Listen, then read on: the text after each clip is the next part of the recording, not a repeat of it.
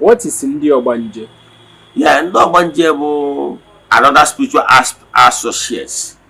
Yes, echefukwana na enwere ndị Ogbanje mmiri nwee ndị Ogbanje enu ala.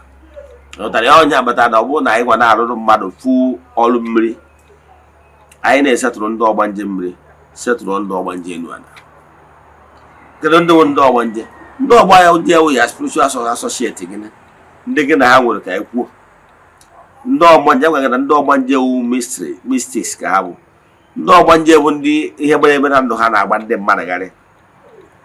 Ndị Ogbanje nwere ihe ha ji wee bụrụ Ogbanje. Ndị Ogbanje bụ na ha nọ na their good book of record. It shall be well with you. Ma ndị bụ ndị Ogbanje ndị eji wee quantify ndị Ogbanje.